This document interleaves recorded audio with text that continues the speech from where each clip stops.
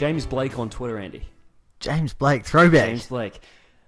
He put up, just watched Roger Federer win his 100th title. And my daughter asked, how many did you win? Fair enough question. Yeah. 10, I responded proudly. How come you only won 10? That's like none. And then he said, thanks, Roger, for making me look bad in front of my kids. Congrats. And then Roger actually tweeted back at him and said, please tell her your dad is a legend and a gentleman. But it was a nice little exchange there as Roger gets into the 100 club. 100 titles. 100 titles. What a freak, right? Yep. The GOAT. 100 titles in his career, beating Tsitsipas in the final. Yep. Straight sets, 4-4. Trivia question, who's the one other male tennis player? I've seen some people freaking out online about not recognising the women tennis players. Who's the other male tennis player to have won more than 100 titles? Oh, cheapers. There's only one other, and he's at, I believe, 109. So still a little bit of work for Roger to catch him. Jimmy Connors? This guy. Hey? This guy gets it. Oh, I was thinking, who played late in their career? Damn, Jimmy Connors, 100-odd titles. 109 titles. Yeah. So it's at least another year or so for playing Fed. And as we've talked about, we think that could be done. Yeah. Right? Unless he makes a comeback like Jimmy Connors. Exactly. And Jimmy Connors actually posted a photo of him in his playing days with a very young Roger Federer, just like, you know. No way. Yeah. Wow, tennis is a small world when that happens. Hey, what a tournament that one was in Doha, right? Dubai? Sorry, in Doha. Dubai? Dubai. Same thing. Well, no. Arguable, but no. Doha's in Qatar. Well, Kyrgios, he made it all the way through to the semis before losing to Fed. Surprising to me, he won 3 back-to-back 3-set matches, winning 7-6 in the third. Yeah. He beat my boy Basilashvili too, which I was upset about. Vesely first round, Berdych, and Basilashvili. We were in here talking, while that match was happening, Basilashvili's going to smoke him. Yep. Nope. No. Tsitsipas, no surprise there, going through, making the final. The big shock to me was Nishikori getting knocked out second round to a Polish player, Herbert Hukras, wherever you say that. Or however you say that, yeah. What a shock. Yeah. But, Dubai was a quiet tournament, even though it was a 500, compared to Acapulco last week. Acapulco was where shots were being fired. Things were happening. It was heat. We talked about it last week. What a tournament it's going to be, right? The players in there, the Kyrgioses, the Nadals, Zverev, it's on. Yep. And, geez, there was fireworks, wasn't there? Absolutely. And let's maybe just take it a step at a time. So, so last week we said, I wouldn't be surprised if Kyrgios loses in the first round or beats Nadal. Exactly. Wouldn't surprise me either way. He went out and beat Nadal. Yeah, 7-6 in the third. Down 3 match points in the tiebreak. What a match. Possibly one of the matches of the year. 7-6 in the third. Bit of controversy throughout the match. Kyrgios' his normal self, shot making and showing a few emotions here and there. And to me, it looks like he can get under Nadal's skin. What's your thoughts on that? He absolutely can. I mean, what was it that Nadal said in the post-match conference? He sort of said something, and I'm paraphrasing. He's a player who has enormous talent, could be winning Grand Slams or fighting for the number 1 ranking. He lacks respect for the crowd, his opponent, and towards himself. I don't think he's a bad guy, but he lacks a little bit of respect for the public and the rival. I mean, he's not wrong. Wow. I mean... Is he? Yeah, I don't know.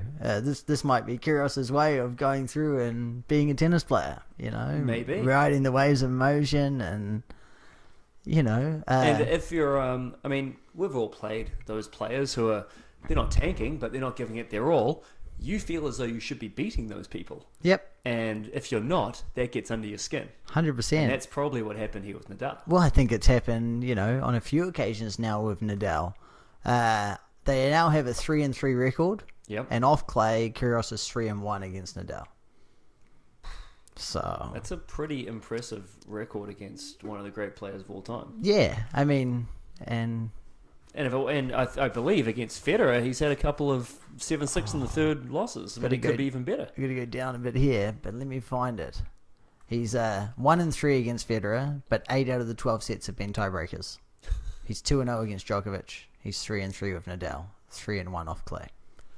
So for a player who was ranked 70 in the world going into that week, his ranking was a bit inflated, right? Now he's Yep. back up into the top 40 and closer to where he should be, but with those records against the top guys, he's a top 10 player. Yeah, he is. We saw. I noticed against Zverev in the final, his demeanor was a little bit different. He was a little bit more up for the occasion. He was a little bit more into it. I don't know what it is. Sometimes he shows up and wants to play, and other times he doesn't. Yeah, well, that's it, isn't it? But he didn't look like he really wanted to play against Nadal, and he still beat him. Wait, went out there and competed, especially in that tiebreaker against Nadal. He was out there. Can we talk about a few things from that match? Yeah. How slow is Nadal's pace between the points? I can understand Kyrgios getting frustrated at Nadal taking 20 plus seconds sometimes when he's returning serve to get ready to return serve. No, correct me if I'm wrong. I believe there was a shot clock in Dubai, but not in... No, sorry.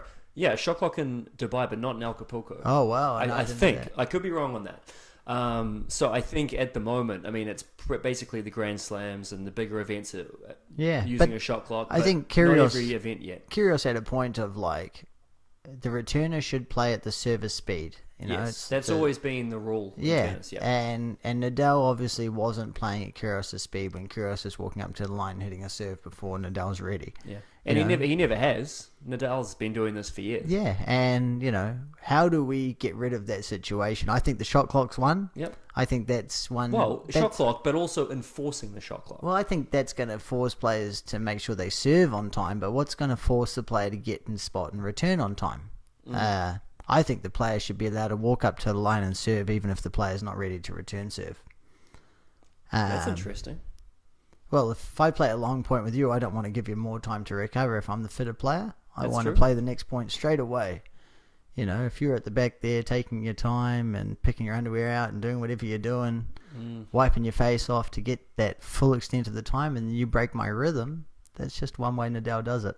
That's an interesting thought. I don't know if it would work, but... It's not sportsmanlike, no, for sure. But I'd be interested to see a few matches, what it looks like. Yeah, it would. I think it would change a few things, especially with the way ball kids are around. They could toss you a ball. I don't think in the pro level it can happen, but definitely in the kids level. Well, don't get me started on ball kids. Yeah. I don't think there should be any ball kids anyway. And this towel thing is getting outrageous. It's shocking, eh? Curious. Go pick it up. Come on. What are they doing? Just put a towel rack at the back of the court, guys. It's not hard. They can put it against the fence or God. whatever they did. Ridiculous. Last bit. Well, maybe not last bit. Second to last bit. Underarm serves by Kyrgios. Now, if Nadal is going to stand at the back of the fence, at the back fence, and try return serves, I'd love to see this play used more. Yes. A couple of years ago, US Open final, Kevin Anderson was out there serving, and Nadal took all this time back, made every return, and Kevin Anderson looked silly. Yep. A few underarm serves might throw Nadal into a bit of a whirlwind, right? And keep him guessing. Make him come play closer to the baseline to return your big serve. Well, you're absolutely right, and it's basic, right? Like if your opponent is standing in a certain spot, and they're covering the wide serve, you've got to be able to serve it down the tee to keep them honest, not keep them in one side of the box. You're exactly right. If they're standing way back in the bleachers, throw in a few underarm serves to bring them forward. I have no problem with it. Yeah, I think it's a play that we might see more, especially with the younger players coming up that have less respect for the game. And I'm all for it. Yeah. I think it's fun. Right? I do too. This will be my last thing on that tournament. They got to the final and Kyrgios was playing Zverev. Throughout the tournament, Zverev played 403 minutes. Kyrgios throughout the tournament, how many minutes do you reckon he played? 5 matches. Oh. Minutes is tough. 638 minutes. I wouldn't have gone that high. So we played 3 hours more of tennis in 5 matches than Zverev and still beat him in the final. Must be in really great shape leading into Indian Wells, Miami. That's a lot of tennis. It is. 638 minutes, 5 matches. I mean, 3 3-set matches in there and a few long ones, 7-5, 7-6 in the third, 3 of them. And I mean, good tournament. Yeah. I mean, I also think even though he lost in the final to Kyrgios, Zverev showed that he's still a very solid player. He's number 3 in the world, I think, justifiably. And not only did he go out there and make the final of the singles, but him and his brother won the doubles final. Yep. Beating Austin Krajicek and Adam Sitak in the final. Mm-hmm. I think that just shows how all-round a game he can have.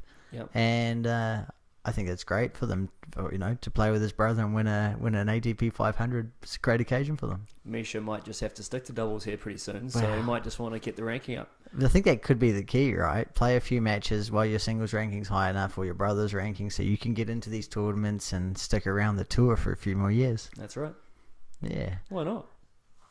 Last tournament of the week, Sao Paulo. Yeah, what happened there? Guido Pella beat Christian Garin in the final 5-3. Bit of an unusual tournament. I didn't think there was as many name players in there compared to last week's. No. But that's what you get dropping back from a 500 to a 250. That's it. Well, there's 2 500s going. Most of the better players are going to be definitely playing one of those. Felix surprised me. Beat Cuevas first round. Yep. Made it to the quarters. He's got a new ranking of 58. Whew. Wow, he's skyrocketing. Yep. Right? Yep. Like, what an effort there. Yeah. 58 in the If ranking. he gets a decent draw, I mean, look, I don't know where the cutoff is, but I assume he's playing Indian Wells. Unsure. I think the cutoff might have been a couple of weeks ago. Yeah. Unless he's getting a wild card there, maybe, but... Well, he very well may do. He's got enough points now, and his ranking's high enough that he'll probably make all the 500s and the 1000s through the clay court season and up through Wimbledon. So, touch wood, he keeps healthy and does all the right things. He could be in the top 30 by the end of the year. Yep, I agree. Yeah. A few other news happened this week, Gareth. Yep. Naomi Osaka, she mentioned that she's got a new coach. Okay. Jermaine Jenkins. He's I know the name. He's a former college tennis player out of Clemson, and he was a hitting partner to Venus Williams for the past few years. Okay.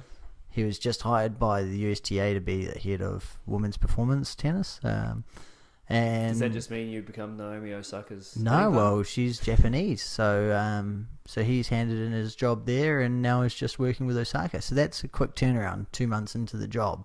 Jeez. Yeah, very interesting. Jermaine Jenkins, is as I said, top player at Clemson. Very, very good tennis family. His brother Jameer was number 1 at Virginia, won the NCAA title, got the top 200, and is now Serena's hitting partner.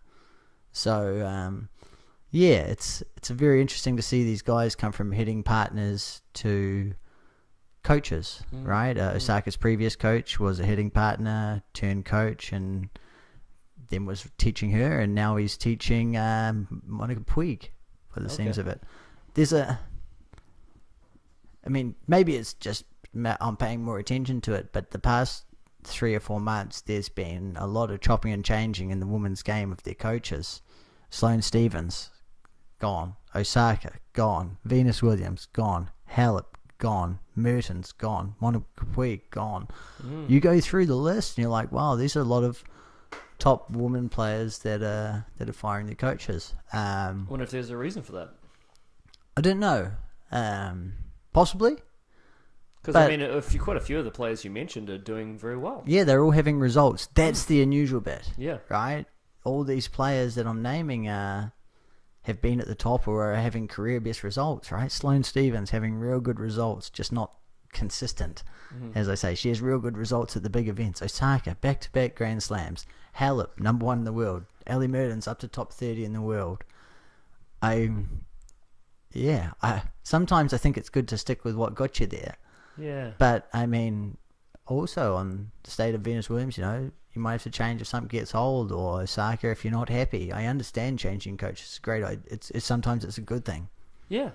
Sometimes you just need to see, fresh perspective on things, even when things are going well, you just need to do things in a slightly different way. But it is a bit perplexing to see so many people switching. It's a lot, right? Yeah. To me, it was a standout. I read an article on WTA site, and it was close to 14 players who have changed. And, we're talking top 100 players that are in and out of coaches. I think Kerber is now with Rainer Schuttler, right? It's a name from the past. Yeah, and, that's a new affiliation, those two working together. It happens in the men's game but it's probably just because they're big names that come out to coach and they sit in the box once in a while, like the Agassi coming out there, Rico Dimitrovs and whatever. True. It's not a standing relationship like you see with the ladies. Yeah. No, that's a fair point. Yeah, but anyway, that was just something different for me. Yeah. Indian Wells coming up this week. Yeah. I'm really looking forward to it. A lot of the top singles players play doubles because Larry Ellison pays them big money if they can do both. Yeah. So it's a really fun tournament to watch. The draw isn't out. Qualifying's not out, so I guess we'll be back. Yeah, we'll come back on the weekend and just check in with it. It'll be second, third round, maybe? Third round, and see how things are going and make our predictions from there. Well, hopefully we do as well as last week, Sloane Stephens getting out there early. Kyrgios beating Nadal. Yep. I think we were on fire last week. So. Federer to get his 100th title. We haven't been saying that now for how long? Yeah. I think since Wimbledon we've been saying that Federer can get his 100th title. But Let's see if he can catch Jimmy Connors now. 109. The countdown is on. You got 6 months, mate. Absolutely. All right. Well, we are Two Guys Talk Tennis. That's Andy. I'm Gareth. Please check in with us next week if you like what we do. Check us out on, what do we have? YouTube, Twitter, iTunes, Instagram. You name it. You name the platform. We'll be there. And if you want us to discuss anything in particular, please reach out in the comment section on YouTube. It's the best place to find us. Catch you next week. Boom.